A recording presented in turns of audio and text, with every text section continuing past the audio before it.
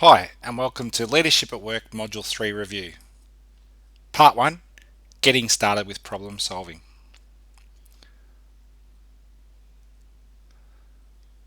Let's start by revisiting the nature of problems.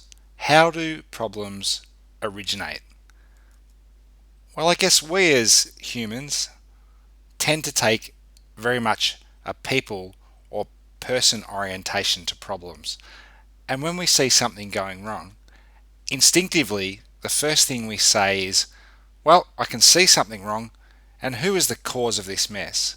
So we tend to allocate blame when we find problems. That's particularly pertinent in our workplaces. And whilst it might feel like the right thing to do, or the natural thing to do, it can create lots of problems because there may actually be other elements in play. And the person who we're allocating blame to may just be caught up as a victim of circumstances. Remember Dr. Deming's Nature of Problems? His work centered around the concept that 85% of problems were process oriented. So instead of asking, who is causing this mess? What we can do is say, I can see something wrong, and what is causing this mess? If we have a look closely at this 85-15 rule, it's more than likely that the problem that you're suffering from in your organization is process oriented. So you're experiencing a problem in your workplace. What should we do next? The first thing to establish is an agreement that a problem actually exists. Without establishing agreement, it's really hard to move forward under an effective problem-solving structure. So who do we need to have agreement from? The first are our stakeholders, and particularly the stakeholders who are suffering from the problem we've got. The second, of course, are our decision makers, our senior people. Without the agreement from our senior people, it's highly unlikely that they'll agree to any solutions you have to the problem. But let's not get too far ahead of ourselves. Okay, so let's have a bit more of a think about what problems look like. How do we notice them? Remember, the problems are experienced as symptoms. They're your pain points. They're the things where you go, oh, that actually really hurts. That's costing us money. That's wasting a lot of our time. That's causing a lot of frustration and confusion through our organisation. Those symptoms are, of course, generated by root causes. Now, we don't often see the root cause, and it takes a lot of time and effort to work back from the symptoms to find the thing that's genuinely causing the problem. And remember, Deming taught us that 85% of problems are in the system and only 15% are generated by people. So to clarify, agreement that something is happening different from what should be or what has been happening is really crucial. Okay, we have agreement that we have a problem. Let's stop. Take a breath and resist the temptation to move straight into a solution.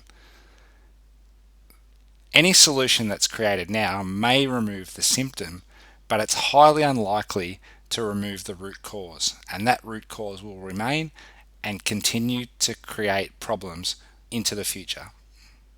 Instead, commit to a genuine problem-solving process.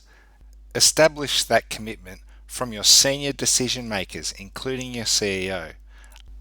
A commitment that is far more likely to resolve the problems that you and your stakeholders are suffering. And remember, effective problem solving is a core part of continuous improvement. So if your organization has a continuous improvement framework, it should be also committing to effective problem solving. Okay, so now that we have agreement that we have a problem, and we also have commitment to an effective problem solving process, what's next? Here are a few tips.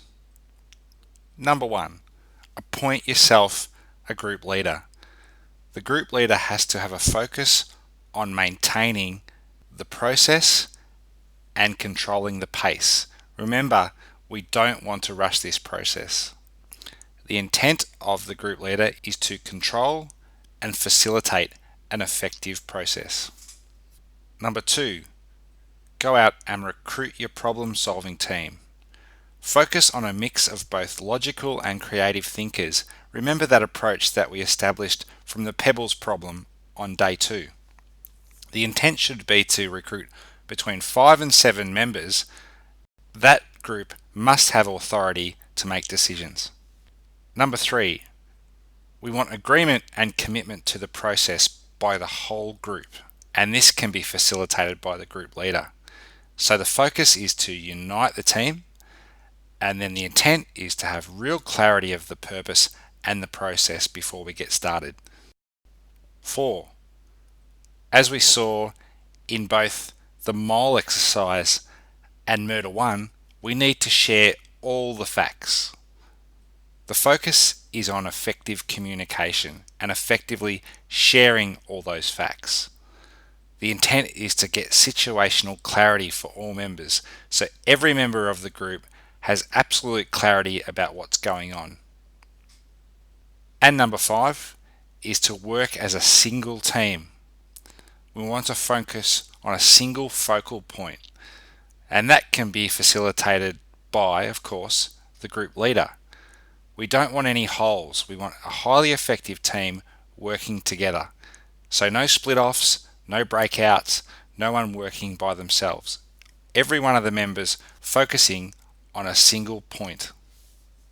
By adopting these 5 guidelines or these 5 points, you can really start off your problem-solving process on the right foot.